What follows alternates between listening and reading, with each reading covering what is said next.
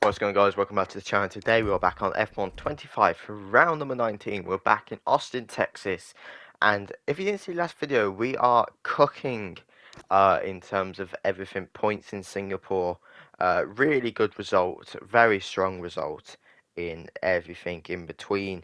But I knew Singapore was going to be a good result. I love coming to Singapore as we can do stuff. Yet again, if you haven't seen the first video, shock retirement of Yuki Tsunoda with the sport. So that's going to open a Red Bull seat up to someone. I don't think they'll go for a rookie. I reckon they go for someone quite experienced in the F1 grid. But yeah, just doing some activity stuff. Nothing really I can do in engineering at the moment. It's not really a thing to look out for, but obviously personnel, making sure I contribute Franco and Weber into the timeline, and obviously with corporate fan rating or secondary sponsors. Development on the front wing flap has failed, so of course even more annoyment for that, but we are going to get it for Austin. Of course, I am trying to get all these developments done before possibly, well, I think there obviously will be, but I don't know how significant it will be, but before we get regulation changes for 2026. I've seen people do these, like Arav did one for his one, and it was a very big one. It was affecting the aero and the powertrain. I think kind of reflecting what we are going to see in 2026, and hopefully that can actually deliver something actually really good. But making sure we get some research done, research and development. I'm not thinking as well, I was thinking during doing this, not to put out a lot of upgrades, because if I do a lot of upgrades, I've then got to revamp them to fit the Don't forget to put it to use on some the what's it facility called, the improvements. It's God, been a while, and what is it's it always called, good the to keep the place up to date. regulations for next season. But we have got an owner training point. I was thinking of the negotiations for to be fair, the owner training really makes me think of what to do. Can never think. We've got increased speed. We got the increased speed, but we can actually get that on before Austin, which is perfect. Realistically, just running through everything, and we get a corporate facility event, and we get a new secondary sponsor. And to be fair, collecting these secondary sponsors like there's no tomorrow. And if we look at our base running costs, we're running a little bit under, about $1 million per capita. But we do get our secondary sponsors, so that increases our percentage output for it by a good margin. We are extremely close for phase 2. Extremely close. I do need to look at personnel, but personnel is a lot of money to put onto one thing. To be fair, I was actually thinking of doing it again, and that will get us to phase 2 by on the dot. So I am going to do that. And to be fair, I think secondary sponsors, the weekly amount of secondary sponsors, the more we have, and I am looking for that next season. Just want to get this first season out of the way, get this card done. Of course, I'm thinking of different upgrades. Different colours components for these upgrades. I keep saying upgrades, redesign for the car. We do have that front wing flap fail, so Mexico is straight after. So I think that'll be a nice short one for everybody. But I do need dual development before these regulation changes come in, as it's a very slow pace for everything. But we're going to go to Austin. We're going to drive in this Franco Colapinto. But that racecraft and awareness is really, really good. Let's go for sprint qualifying. As we approach the end of sprint qualifying, I'm not showing you everything as it is going to be a long video today. Of course, sprint qualifying, sprint qualifying, and then obviously the main event. We ran out of ERS before the penultimate corner, which is going to really set back our kind of straight line speed in everything. But a little wobble on the exit, but it is going to be a happy P9. I will take a P9. That's, what was that, that's one place before points. So that's even better, even better. I just want to say while I've got the opportunity, thanks for all the support. While I'm doing this video, I've got a lot of videos coming out. I think Belgium and Hungary have just come out while I do this. I do need to stop doing such big gaps in recordings because I kind of do forget what happens in these races. But it's Max Verstappen on pole, Leclerc, Tsunoda, Russell, Norris, Antonelli, Alonso, Hamilton, Colapinto, Albon, Gasly, Sainz, Ocon, Piastri, Lawson, Bortoleto, Behrman, Stroll, Hulkenberg, Doohan, Webber, and Hajar. Let's go to sprint. But as we approach the end of the formation lap, as I did say, as recording this video and the time it comes out, there's probably there is an update to the AI, but that I don't know. I don't even know when the video is where it's actually proper AI and where the ratings are actually fairly decent. So I do apologise for that. I am really trying to fix the schedule as I am taking a week off soon. So I am trying to get the season done and season 2 wrapped. As season 2, as I have mentioned before, is going to be a 10 race season, I should say. But we do get a very good launch off the line. We're going to squeeze Lando Norris out in 6th position as we go to the little S's, where Charles Leclerc did that beautiful sunset lap in free practice all them years ago. But we do stay with P5, and to be fair, if P5 still is on the cards, I will absolutely take it. But tuning in P5, traction is really good, downforce is strong, bit of ERS along that back straight, looking for a move on George Russell, but Leclerc and Tsunoda are blocking off that path. We duck down the inside of Russell, nearly hitting the back of Charles Leclerc, but to be fair, we are cooking in this sprint race. Lap number 2 now, and George Russell wants his revenge. He wants his P4 back. He doesn't want to be in P5 for that Mercedes, so he's going to really charge on the power, and I mean, we're going to get a lovely move, a lovely little, not even under brake, and I released off the traction. We've been trying to do that move for ages, but every single time I do it, I get front wing damage, or it isn't a good sign.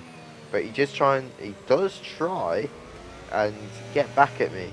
But lap number 2, at the end of lap number 2, I should say, about to start lap number 3, George Russell, yet again, tyre is actually not too bad, but I probably won't be using the softs during the race, not for a long time. Very big braking zone. I did miss my braking zone a lot.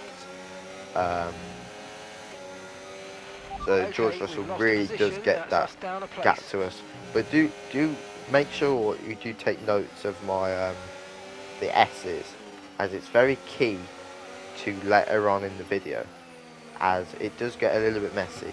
But through them S's, George Russell has gained a whole second from us, and throughout the lap he's got no DRS. He's just really quick, and we lose traction yet again in the final corner. Lewis Hamilton's going to try and get past us. We are going to chuck one down the inside of Lewis Hamilton, get back into 5th position. We got 2 laps left, including this one. I'm just trying to get some points. Just trying to get points. That's all I'm trying to do, is get some points. And Lewis Hamilton is next to me. What you can see, I'm on the softs. Not doing anything harmful. And there's so much understeer, oversteer, no traction. And Kimi Antonelli is trying to get 6th position as well. And I honestly couldn't tell what it is, and we're going to lose the back end, and there's going to be a collision with Lewis Hamilton. We're going to get front right damage. Interesting. But I think this is one of the things that EA needs to look at. How has Lewis Hamilton just gained so much through that corner and he's got no front wing? But Lando Norris just get passes on the penultimate corner. Fernando Alonso gaining each time. He's going to look for the inside. We're going to squeeze him out when we turn the wheel. He's going to have to cut the corners. He's going to have to go back behind him so it'll be an illegal overtake. And we do get a point after all of that drama. We stick with P8. And I'm pretty sure that means we are level on points with our teammates. So it's 24-24, I think it is. Which is quite interesting. But with the sprint win, Max Verstappen has a perfect chance. I haven't been following it because we haven't really been in that fight yet. But with the sprint win, Max Verstappen has a perfect opportunity now to take the title here. He has an opportunity to take the title in Texas, just like Lewis Hamilton did all them years ago. But as you can see, we haven't got enough laps left. If he wins this, or Lando doesn't get a good podium, Max will take the title in Austin. But normal sprint qualifying now, and we are literally about to lose. There we go. We've lost the ERS. We get a little bit of track limits. We're up to P5, and a lot better on the exit there. A little bit of a wobble, but it's 2 positions better than we did in sprint qualifying. So we're up to P7, looking good. To be fair, the car looks absolutely boring. I can't wait to really, in the pre-season video for season 2, I'm really going to go ham on the car. Really duck it out. But P2 for Max Verstappen, that's going to go for his championship. But Lando Norris is up there still. But hey, let's go to the grid. Here we are then in one of the fastest growing cities in the United States, the fabulous Austin in the great state of Texas. The circuit itself, 14 miles southeast of the city centre, has been home to the US Grand Prix since 2012, the latest in a long list of iconic tracks to have that honour. We're racing today then in Travis County, Texas, where 20 corners and speeds of up to 200 miles per hour await us on this magnificent racetrack. It's 60% full throttle with plenty of good opportunities to pass, especially through the 2 DRS zones into Turn 1 and the long back straight into Turn 12. What a race we have in store today. So with the race not far away from starting, here's what today's grid rundown looks like. Charles Leclerc lines up on pole position, and Max Verstappen lines up alongside. Moving on to the rest of the grid, we have Hamilton, Tsunoda, Lando Norris, and Fernando Alonso. Colapinto, Antonelli, Sainz, and George Russell. Doohan, Ocon, Pierre Gasly, and Webber. Piastri, Behrman, Lance Stroll, and Liam Lawson.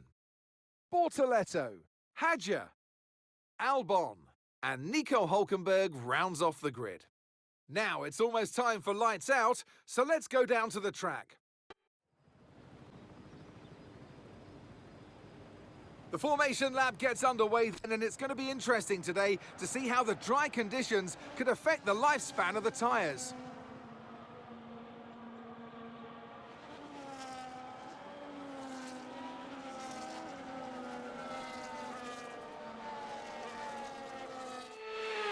As the cars come back towards the grid to line up for the start of the race, each driver will be wanting to get the best start they possibly can, and they'll be hoping to finish today's race on the podium, and failing that, within the points. Of course, I never normally have Crofty at the end of the beginning of the end of the formation lap. But I thought, why not? I add him in. I'll add him in for once. As I do like Crofty, he's a really nice guy. But yeah, them decals on that car needs to be changed. But without further ado, it's going to be 1, 2, 3, 4, 5 red lights. We're starting on hards. And it floats out, and away we go. We don't get to the first gear in time. I think we're in neutral for majority of that rev. Lando Norris gets a mediocre start. We're going to chuck it down, Lando Norris, and he's going to try and get try and get 5th place back. We're going to squeeze it out, and we're going to go to the S's in 5th position, 2 places above where we started. But make sure, as I said during the sprint, watch the S's fall apart. I promise you, it's a joke. But look, I think Max Verstappen is in 2nd place. He's in like a McLaren sandwich right now. But Max Verstappen needs to get his gearbox moving, as Lando Norris is looking for that 5th position.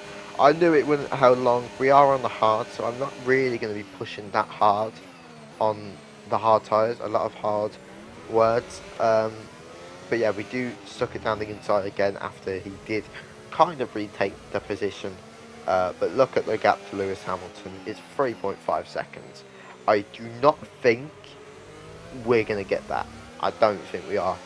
But lap number 3, Lando Norris is yet again.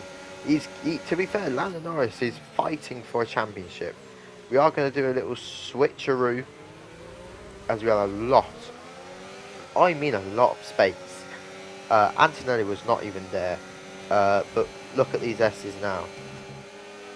The tyres are in check. The tyres are in check. We do get on the grass a little bit. But we're going to spin round. We are going to spin round. We get too much revs. And a lot of people are going to say, you can move. I can't reverse. I cannot reverse. Otherwise, I will literally be in the path of people. And if I do reverse, or try and go out, I have a risk of damaging my side pods with Kimi Antonelli's front wing.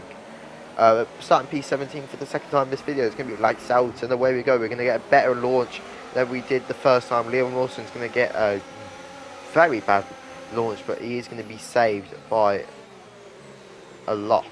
We're going to get saved by Lady Luck, we are going to get pinched. It was like a 5-way battle. We're going to get pinched by our teammate. Nothing he can do.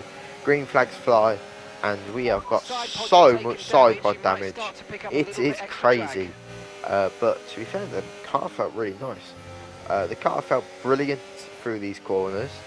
You can see a little bit of a wobble, but that's applying a lot of power. But the car felt a lot better. It's probably going to be a P17 finish, unless anything else happens. I hope not. It better not do. Oscar Piastri out of position. But of course, by the time the end of the season is up, Oscar will have better rating, as they did update the ratings a while ago.